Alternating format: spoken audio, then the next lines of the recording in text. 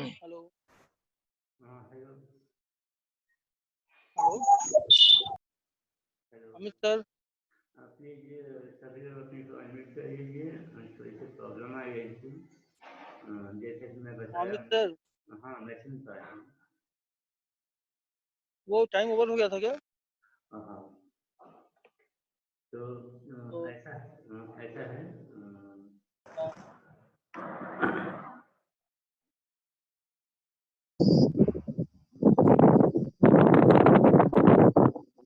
तो म्यूट करिए ना। प्लीज सभी लोग अपने को अनम्यूट कर लें।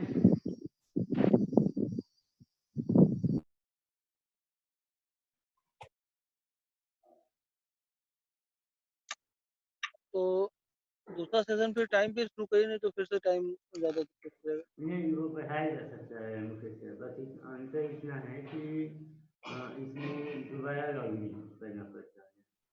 तो हमारे पास ओवरऑल इसमें दोबारा आप यदि लॉगिन करते हैं तो सेशन टाइम बढ़ जाता है। तो हमारे साथ यही प्रॉब्लम थी। तो लिए कोई नहीं, कोई बात नहीं। सर ने बहुत सही टाइम पे खत्म किया था। हाँ मुझे एग्जाम से तो लेकिन मैं मुकेश मिश्रा सर से पहले मैं आमंत्रित करूँगा पुष्पेंद्र मिश्रा सर को, क्योंकि मिश्रा वे सर को, हाँ मैं उन्हीं को करने वाला था अभी। बच्चे। और सर हाँ तो आप क्योंकि सेशन के चेयरपर्सन थे, तो और सर हाँ सेशन को कंक्लूड करते हुए हाँ तो सब बच्चों को ही बताएं। शुरू करूं सर? जी जी जी सर आप आए। सर बहुत बहुत धन्यवाद। आज के हमारे इस कार्यक्रम के संयोजक श्री अमित भूषण द्विवेदी सर, प्रथम सेशन के मुख्य वक्ता श्री मुकेश पांडे जी, इस कार्यक्रम के संचालक महोदय डॉक्टर मुकेश मिश्रा सर, प्रिय मित्र पीयूष त्रिपाठी जी, सबसे पहले आप सभी लोगों को बहुत बहुत हार्दिक बधाई कि आपने एक बड़ा ही सुंदर यहाँ पर आयोजन किया है। और कोरोना काल में जिस तरीके से लॉकडाउन हिंदुस्तान में चल रहा है और जिस तरीके से हम लोग अपने अपने घरों में नई नई स्किल को सीखने का अवसर प्राप्त कर रहे हैं, उसी अभियान में आपने एक बड़ा ही सुंदर प्लेटफॉर्म हम सबको उपलब्ध कराया, तो इसके लिए आप सबको बधाई। मैं ज्यादा समय ना लेते हुए अभी जो श्री मुकेश पांडे सर हमारे सामने बात रख रहे थे उसमें से कुछ चीजों को कहूंगा। उन्होंने अपने व्याख्यान में एक शब्द यूज किया, रीग्लोबलाइजेशन। ये एक बड़ा ही सुंदर टर्म है। रीग्लोबलाइजेशन एक ऐसी व्यवस्था होगी आने वाले समय में जिसमें सहयोग भी होगा, जिसमें प्रतियोगिता भी होगी, लेकिन इस रीग्लोबलाइजेशन के दौर में कौन देश टिकेगा, इसके बारे में हम लोगों को सोचने की जरूरत है। कोरोना और इस लॉकडाउन ने अंतरराष्ट्रीय बाजार की सीमाओं को हमारे सामने स्पष्ट कर दिया है। एक दूसरे देशों के ऊपर बढ़ती अधिक से अधिक निर्भरता कहीं ना कहीं देशों को एक मजबूत स्थिति में जाने से रुकेगी। तो रीग्लोबलाइजेशन वाले समय में वो देश ज्यादा तेजी से तरक्की करेगा, ज्यादा तेजी से उन्नति करेगा जो आत्मनिर्भर होगा, जो अपने द्वारा उत्पादित माल को खपाने में सक्षम होगा और साथ ही साथ दूसरे देशों की मांगों को पूरा करने में सक्षम होगा। तो इस रीग्लोबलाइजेशन के दौर में यदि हम वास्तव में विश्व को नेतृत्व प्रदान करना चाहते हैं तो हम लोगों को प्रधानमंत्री मोदी जी द्वारा कहे गए मंत्र आत्मनिर्भर भारत, इसके सपने को साकार करने की हम लोगों को बहुत ज्यादा आवश्यकता है। दूसरी चीज, श्री मुकेश पांडे जी सर ने भी बताया था थोड़ी देर पहले ही कि हम सभी लोगों को, हम लोग वास्तव में जो टीचर्स हैं, हम लोग टीचर होने के साथ साथ में एक प्रशिक्षक भी हैं। हमारा अपना उत्तरदायित्व है कि हमें आने वाले समय में जो चुनौतियां भारत के सामने आएंगी, जो समाज के सामने चुनौतियां आएंगी, उन चुनौतियों से जूझने के लिए एक सामाजिक रूप से उत्तरदायी नागरिक तैयार करने की हम लोगों को जरूरत है। ये हमारी ड्यूटी है। ई क्लासेस के माध्यम से, इस तरीके के तमाम वर्चुअल प्लेटफॉर्म्स के माध्यम से हम अपने उत्तरदायित्व को शुरू कर चुके हैं और उम्मीद की जानी चाहिए कि आने वाले समय में हम अपने उत्तरदायित्वों का और ज्यादा बेहतर तरीके से निर्वहन कर सकेंगे। हम अपने विद्यार्थियों को सामाजिक उत्तरदायी नागरिक बनाएंगे और हम अपने विद्यार्थियों को परिस्थितियों के हिसाब से निर्णय लेने में सक्षम नागरिक बनाने में अवश्य सफलता प्राप्त करेंगे। ज्यादा समय सर मैं नहीं लूंगा। आप सभी लोगों का बहुत बहुत धन्यवाद कि आपने मुझे यहाँ पर बोलने का अवसर दिया और यहाँ पर आमंत्रित किया। और निश्चित रूप से अमित भूषण द्विवेदी सर, आप बधाई के पात्र हैं। और यूपी और एमपी को जोड़ करके आपने एक बड़ा ही अच्छा मंच यहाँ पर तैयार किया है। मुझे बहुत खुशी हो रही है सर। मैंने आपको बताया भी था कि मैंने अपना रिसर्च भी मध्य प्रदेश से किया है। मैंने अपनी सेवाएं जब शुरू की थी गवर्नमेंट कॉलेज में, तब मध्य प्रदेश से शुरू की थी। भिंड में, सागर में मैंने पढ़ाया है। तो मुझे ऐसा लग रहा है जैसे आपने मुझे घर वापसी का एक प्लेटफॉर्म उपलब्ध करा दिया है। आपको बहुत बहुत बधाई। और सभी विद्यार्थी जो इस क्लास को सुन रहे हैं, समझ रहे हैं, आप सब लोगों के सामने बड़ा ही सुंदर अवसर उपलब्ध कराया है। आप लोग सुनिए, समझिए, सीखिए और आने वाले समय की जरूरतों के हिसाब से अपने आप को तैयार करिए। आप सभी लोगों को बहुत बहुत धन्यवाद। बिल्कुल, बहुत बहुत धन्यवाद सर। अगला सेशन सर अमित सर, क्या अगला सेशन में फिर आगे? हाँ, इसमें अभी काफी समय है इस सेशन में, हाँ तो हम चाहेंगे ठीक है सर। कि सेशन भी चालू कर दिया जाए। पीयूष सर हैं भी ना? पीयूष सर, क्या आप सुन पा रहे हैं? हाँ जी, मैं आपको सुन पा रहा हूँ। बिल्कुल सर। तो हम ज़्यादा समय नहीं गवाएंगे। 2-4-10 मिनट लेट हो गया है। समय का ध्यान रखते हुए हम आगे अगले दूसरे सेशन की ओर, दूसरे सेशन जो पीयूष त्रिपाठी सर द्वारा लिया जाएगा। टॉपिक होगा online education as future requirement. तो सबसे पहले सर के बारे में थोड़ा सा हम आपको बताना चाहेंगे। सर का नाम जैसा कि आप लोगों को पता है, उनका यूजी पीजी रिसर्च इलाहाबाद विश्वविद्यालय से हुआ है। ये राजनीति विज्ञान के बिलोंग करते हैं, राजनीति विज्ञान से बिलोंग करते हैं। और सर अभी प्रेजेंट टाइम में TNPG कॉलेज बुलंदशहर में एज असिस्टेंट प्रोफेसर वर्क कर रहे हैं पॉलिटिकल साइंस। सर अपने सब्जेक्ट में काफ़ी प्रगाढ़ हैं और अच्छे विद्वान भी हैं। अभी सर ने एक मनरेगा और पारदर्शिता विषय पर शोध भी कर रहे हैं सर। हेलो, इस सेशन की अध्यक्षता जो चेयर पर्सन होंगे वो होंगे हमारे डॉक्टर मोहनलाल विश्वकर्मा सर, जो असिस्टेंट प्रोफेसर हैं इकोनॉमिक सब्जेक्ट के GSS PG कॉलेज आजमगढ़ में। तो सर ज़्यादा समय ना लेते हुए मैं सर को मंच पर आमंत्रित करूंगा और अपने वक्तव्यों से हम सबको अनुग्रहित करें सर। तो सर धन्यवाद सर। आज की इस कार्यक्रम का संचालन कर रहे हैं मुकेश मिश्रा सर। आज के इस कार्यक्रम के होस्ट अमित सर, मेरे सहयोगी डॉक्टर पुष्पेंद्र मिश्रा सर और मेरे पूर्व वक्ता मुकेश पांडे सर, और आज के इस मेरे सेशन की अध्यक्षता कर रहे हैं डॉक्टर मनमोहन लाल विश्वकर्मा सर। मैं आज इस कार्यक्रम और साथी वक्ताओं और विद्यार्थियों, आज हम लोग शिक्षा की एक नई चुनौतियों और संभावनाओं पर विचार करेंगे। तो मैं स्क्रीन शेयर करने की अनुमति चाहूँगा।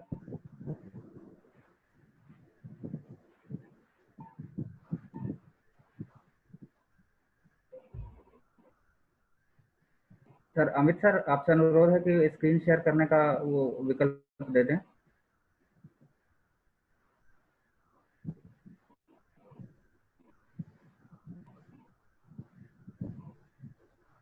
अमित सर आपसे अनुरोध है कि स्क्रीन शेयर करने का ऑप्शन एबल कर दें। डिसेबल है ये अभी। सर को इनेबल कर दीजिए या फिर आप खुद ही चला स्क्रीन शेयर कर दिए सर।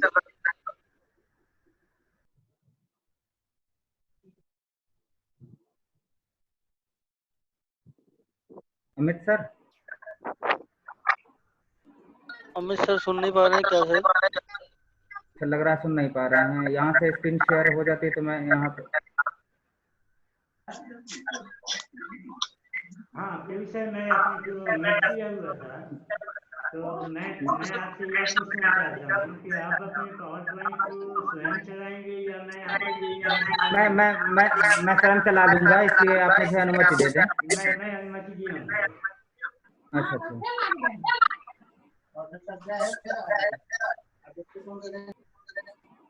चाहूंगा सारे बच्चे अपने आप को म्यूट कर लें, जो आवाजें आ रही वो नहीं आएंगी। क्लियर आवाज आपको ले म्यूट करें सभी। जी, मेरा टॉपिक है वो है ऑनलाइन शिक्षा, भविष्य की संभावनाएं और चुनौतियां। तो मैं इस पे आगे बोलना चाहूँगा। वास्तव में पहले हम चुनौतियों पे चर्चा करते हैं और उसके बाद संभावनाओं पे चर्चा कर रहे हैं। आज आवाज रिफ्लेक्ट नहीं हो रही मेरी? हो जाएंगे फिर।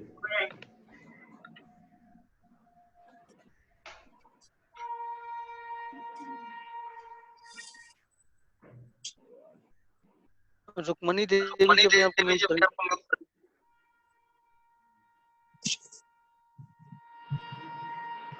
अब तो नहीं हो रही ना रिफ्लेक्ट? अभी भी हो रही है? अब सही है। ऐसे ही है सर। अच्छा, तो सबसे पहले हम ये देखते हैं कि हमारे सामने ऑनलाइन शिक्षा के संबंध में आने वाली चुनौतियां क्या हैं। सबसे पहले जो चुनौती है वो है भौतिक आधारभूत संरचनाओं की अपर्याप्तता।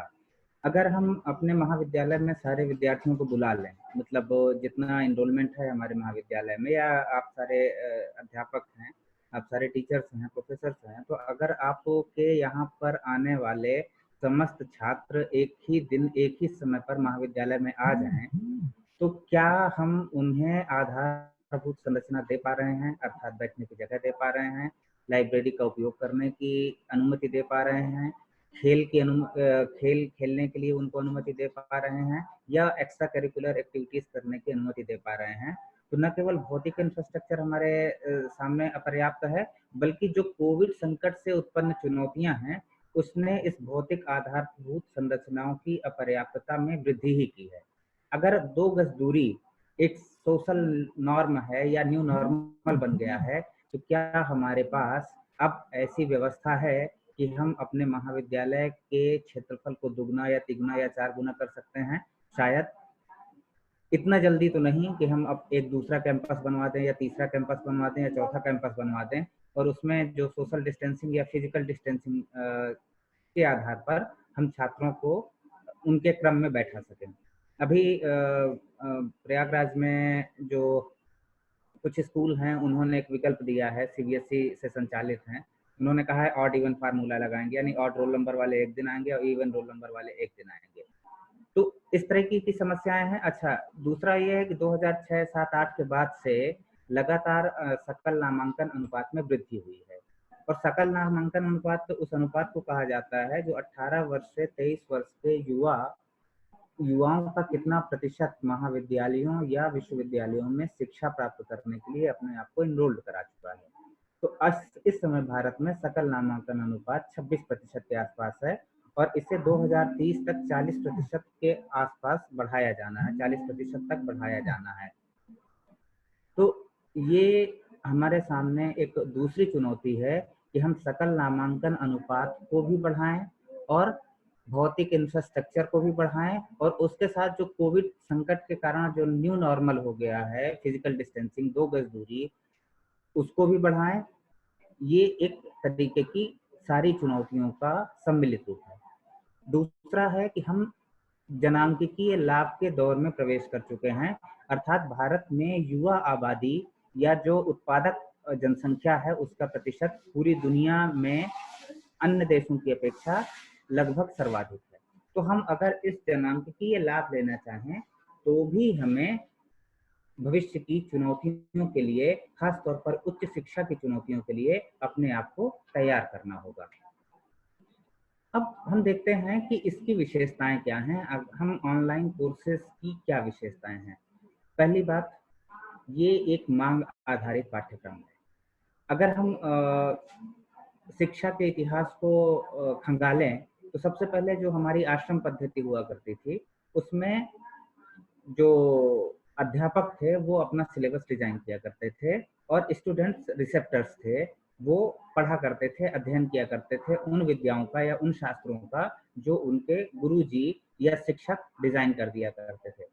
अगर भारत में बात करें तो गुरुद्रोण या कृपाचार्य या इस तरह के जो गुरु थे, गुरुद्रोण थे या कुछ और गुरु थे, परशुराम थे, वो अपनी शिक्षा, अपना सिलेबस बनाते थे और इसके बाद वो शिक्षा को इम्पार्ट कर दिया करते थे, एजुकेशन को इम्पार्ट करते थे। यूनानी समाज में देखें तो जो सोफिस्ट थे वो मांग आधारित शिक्षा देते थे, जिस जिस तरीके की मांग हुई उस तरीके की शिक्षा देते थे। या प्लेटो और अरस्तु जैसे भी गुरु होते थे जो अपना पाठ्यक्रम का निर्धारण करते थे, पाठ्यविधियों का निर्धारण करते थे और शिक्षाएं दिया करते थे। इसके बाद हम देखते हैं कि जब भारत में विश्वविद्यालयों की स्थापना हुई, आधुनिक काल में जब अंग्रेज आए और उन्होंने भारत में विश्वविद्यालयों की स्थापना की, तो विश्वविद्यालय खुद अपना सिलेबस बनाते थे, राज्य उनको सहायता देता था, लेकिन राज्य का हस्तक्षेप बढ़ते बढ़ते अब इस हद तक आ गया है कि हम सारे शिक्षक लोग हैं, हम जानते हैं कि ऊपर से आदेश आता है, विश्वविद्यालय अनुदान आयोग से आदेश आता है, उच्च शिक्षा मंत्रालय से आदेश आता है कि इस तरह पढ़ाइए, ये सिलेबस डिजाइन कीजिए, इस तरीके से टेस्ट लीजिए और इस तरीके से शिक्षण विधियां लागू कीजिए। तो आज ऑनलाइन शिक्षा में हमें यह सुविधा मिली है कि हम मांग आधारित पाठ्यक्रमों का चयन कर सकते हैं। जैसे मैं एमएससी मैथमेटिक्स करने के साथ ही एनवायरमेंटल साइंस भी पढ़ सकता हूँ, फिलॉसफी भी पढ़ सकता हूँ, फोटोग्राफी भी पढ़ सकता हूँ और पॉलिटिकल साइंस का एक आधारभूत पाठ्यक्रम अगर करना चाहूँ तो कर सकता हूँ। अगर मुझे अर्थशास्त्र के बारे में जानकारी लेनी है तो मैं अर्थशास्त्र के बारे में भी जानकारी ले सकता हूँ। दूसरा, ये सस्ती और प्रतिस्पर्धी शिक्षा है।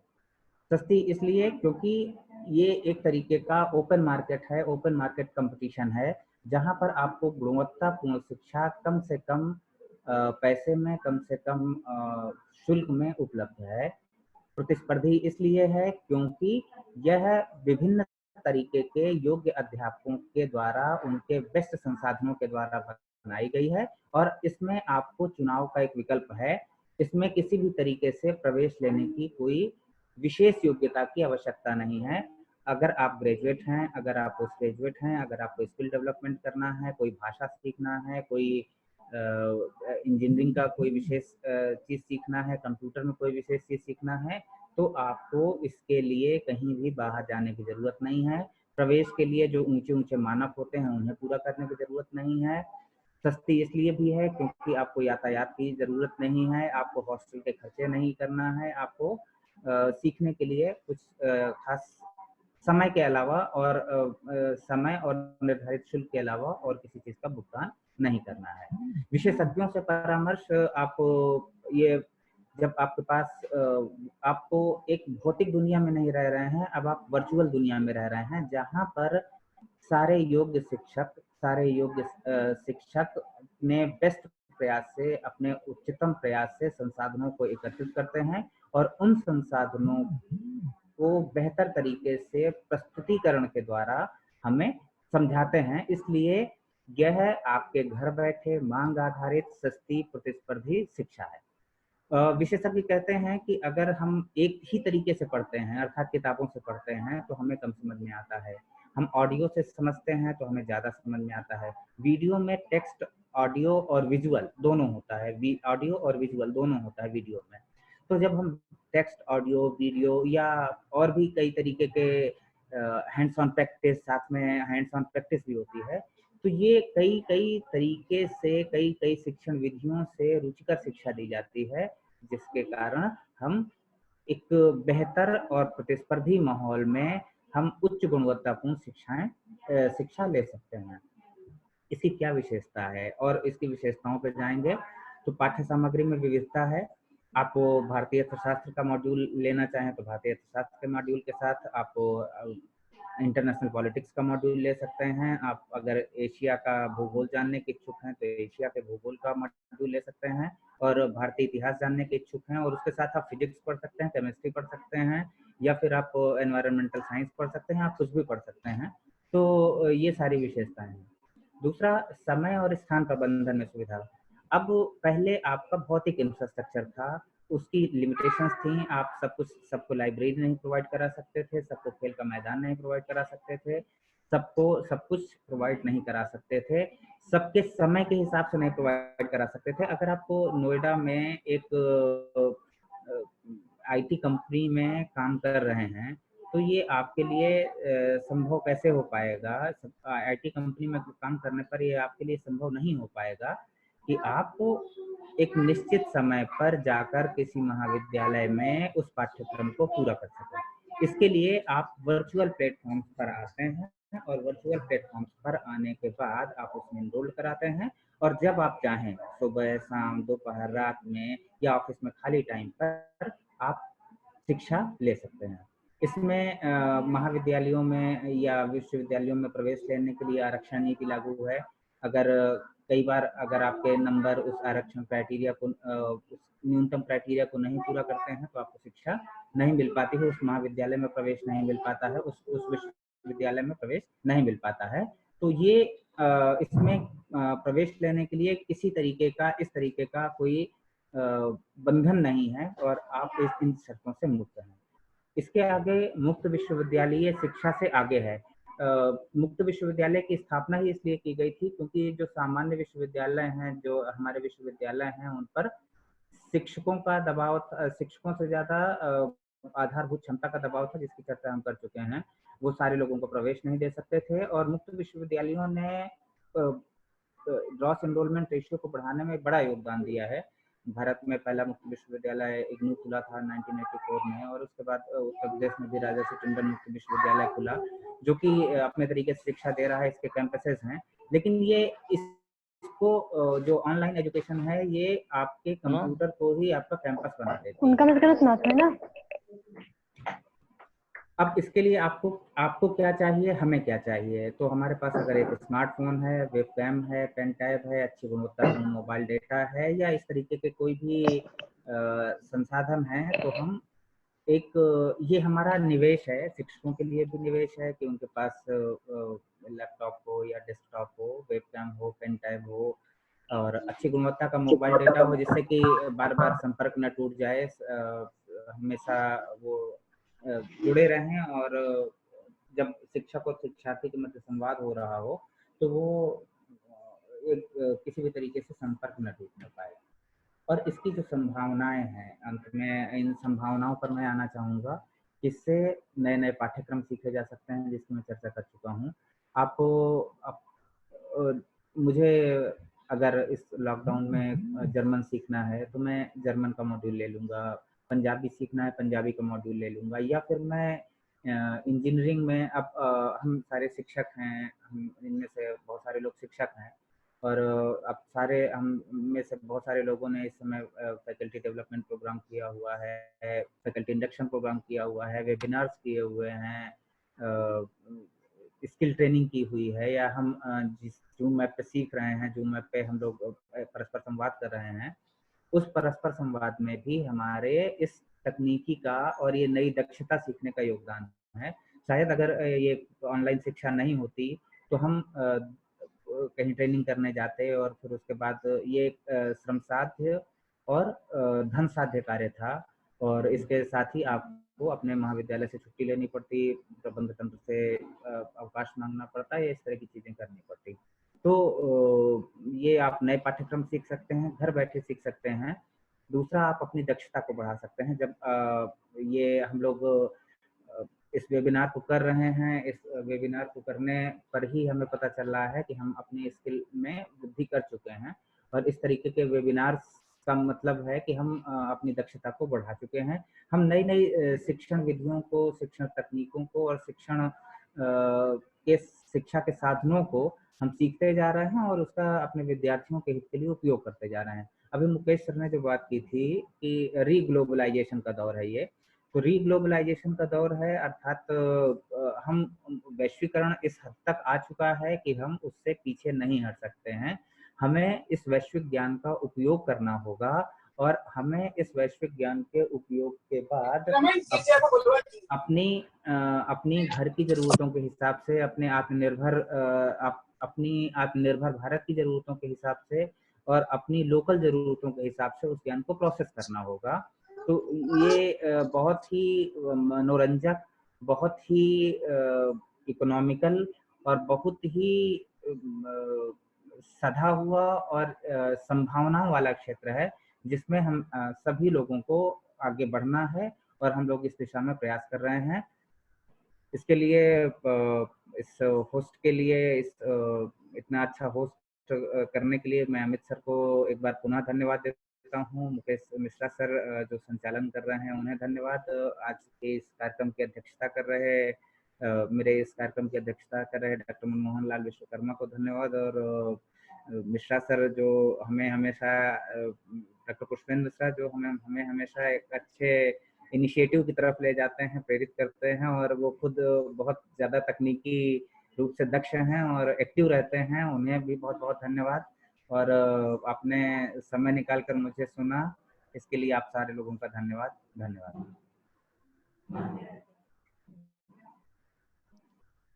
बहुत बहुत धन्यवाद सर। मैं चाहूँगा कि हाँ। पीयूष सर वहाँ पे आप अपने स्क्रीन को स्टार्ट कीजिए, और मुकेश मिश्रा सर मैं चाहूँगा कि आप वहाँ से अपने स्क्रीन को शेयर कीजिए। तो शेयर करने का वो दीजिए मुझको। मैं परमिशन। हाँ, अब स्क्रीन वो हो चुकी है ना? हाँ, अब स्क्रीन शेयर का वो दीजिए हमको परमिशन। मैं दिया हूँ, आप कीजिए। अच्छा ठीक सर। और मनमोहन सर को आप आमंत्रित कीजिए कि वो पीयूष सर से लेक्चर शुरू कर दे, अपना एक्सपर्ट कमेंट जारी करें। हेलो। हाँ तो हाँ हेलो। बहुत बहुत हेलो। बहुत बहुत धन्यवाद पीयूष सर। बहुत ही अच्छा आपका लेक्चर रहा सर ने बहुत अच्छी बातें बताई। जैसे इन्होंने बताया कि मांग आधारित शिक्षा का वो बढ़ेगा इससे ऑनलाइन एजुकेशन सिस्टम से, और इस एजुकेशन सिस्टम काफ़ी सस्ता और प्रतिस्पर्धी, सब बहुत सारी चीज़ें, बहुत अच्छी बातें बताई। तो मैं अब चाहूँगा कि मनमोहन सर से कि सर 2 शब्द में संक्षिप्त करें, संक्षिप्त वो दें सर का जो लेक्चर था, और कुछ 2 शब्द बच्चों को बताएं। Thank you given me a good opportunity for me. Sir Good morning everyone. Manmohan sir यदि आप अपने स्क्रीन को शेयर करेंगे तो आप फुल वीडियोज में आएंगे, या ठीक है ऐसे में। Am I audible? हाँ आप ऑडिबल हैं। Yes sir, you can speak. You can speak sir. Hello. हाँ नहीं दे रहा सर, बिल्कुल आप बोल सकते हैं। Am I audible? Yes sir. Amit okay actually आवाज की कुछ प्रॉब्लम हो रही। मुकेश मिश्रा सर अपने स्क्रीन शेयरिंग को स्टॉप कीजिए। मुकेश मिश्रा सर यदि आप मुझे सुन रहे हैं तो आप अपने स्क्रीन शेयरिंग को स्टॉप कीजिए।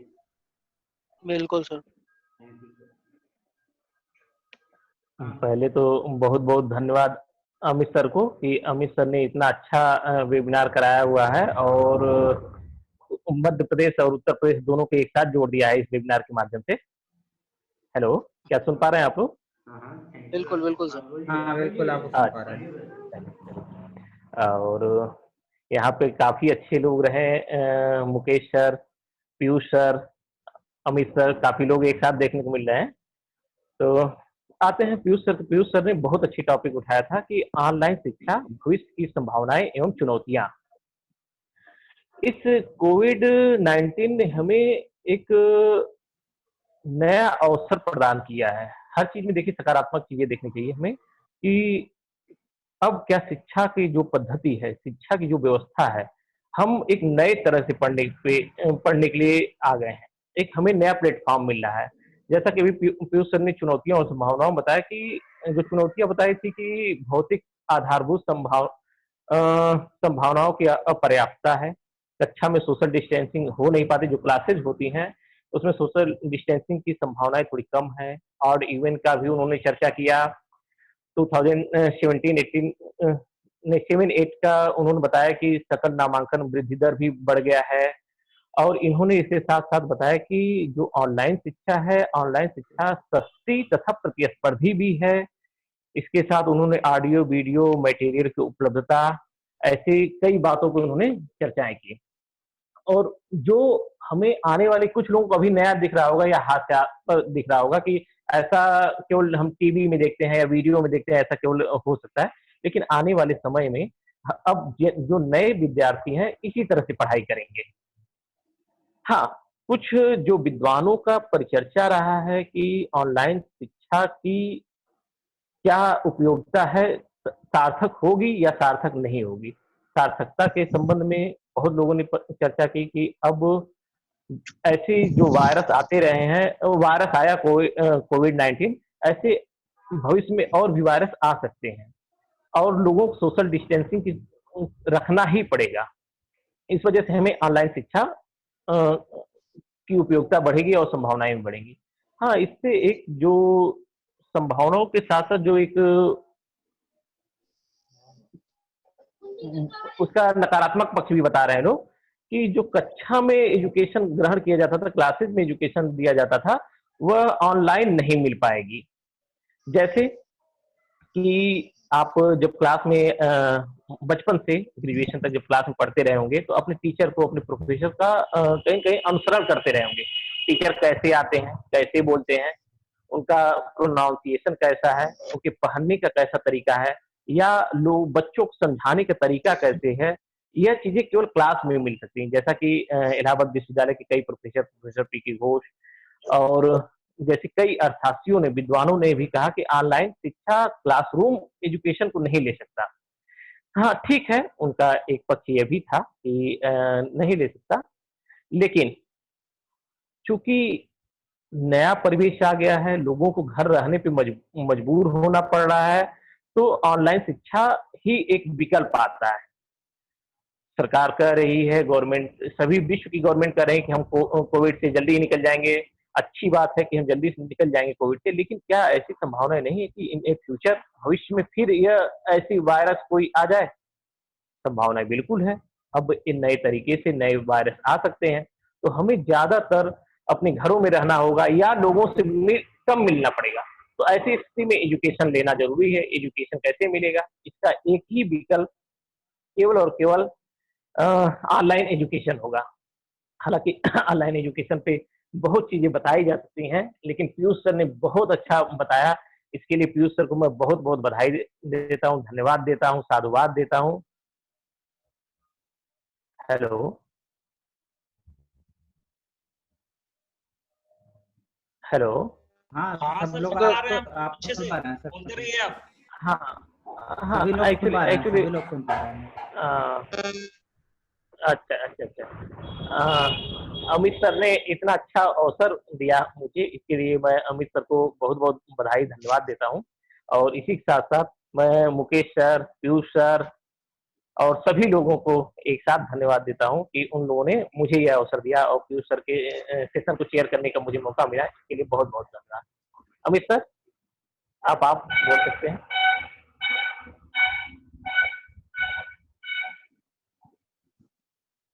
बिल्कुल, धन्यवाद सर। हेलो। सुन रहे हेलो। हैं? हाँ, धन्यवाद मनमोहन सर। बहुत ही अच्छे से आपने कंक्लूड किया पीयूष सर के पूरे वक्तव्य को।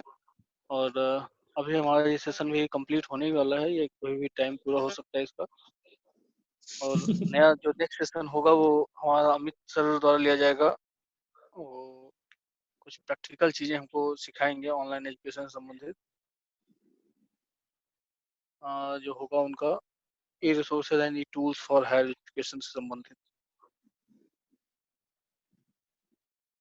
अमित सर सुन पा रहे हैं अभी? हाँ हेलो सर। हाँ मुकेश मिश्रा हाँ सर। अमित सर। हाँ सर। मैं ये चाहूँगा कि आप ऑडियंस से बोलिए, यदि कोई क्वेश्चन पूछना चाहते हैं तो वे यहाँ पे आ जाए। और वे बिल्कुल, अभी तक जो मैसेज बॉक्स में कोई क्वेश्चन पड़ा नहीं, मैं क्वेश्चन मुझे लगातार नहीं मैसेज आया है। बॉक्स को देख रहा था।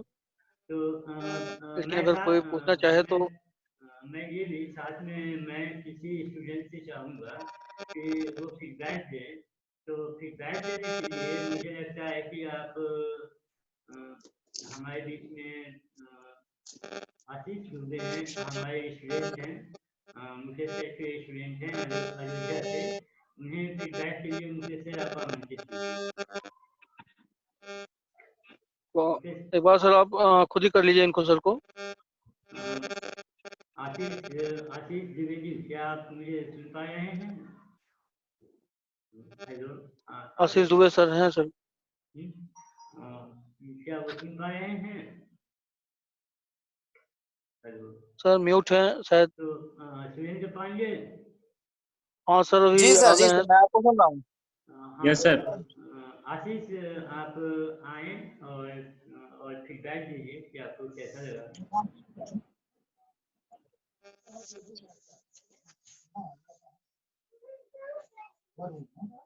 आशीष आशीष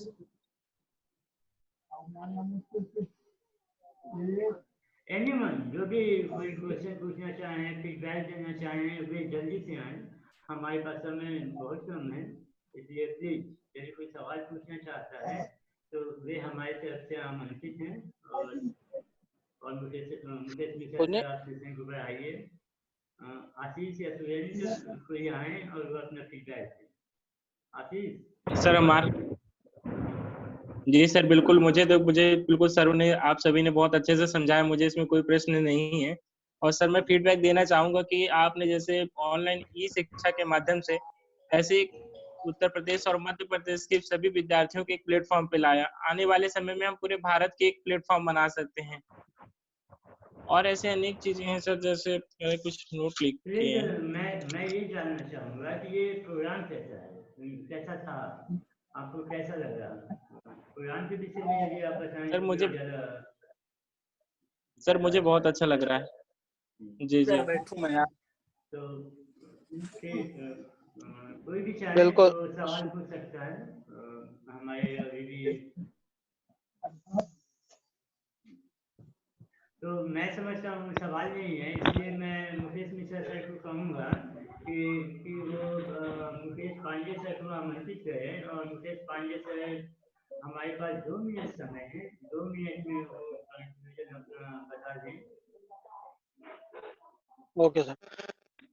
तो ठीक है सर, अभी 2 मिनट का समय जो है उसको यूज करते हुए हम मुकेश पांडे सर को आमंत्रित करते हैं और आए 2 मिनट में थोड़ा सा। साथ में ये अनाउंसमेंट भी बता दीजिए कि सिर्फ 5-10 मिनट बाद हम लोग प्रैक्टिकल वाला सेशन चालू कर देंगे। ओके, एग्जैक्ट 11:20 पे ना। हाँ ओके। हेलो और हेलो। मुकेश पांडे सर हैं क्या? हाँ हाँ, मिश्रा सर हाँ मैं जी हूँ। सर। ये मुकेश सर से एक क्वेश्चन, मुकेश सर से हम एक क्वेश्चन पूछना चाह रहे हैं। हमारे मुकेश कौन मिश्रा सर? सर, आप अपने स्क्रीन को स्टॉप कीजिए।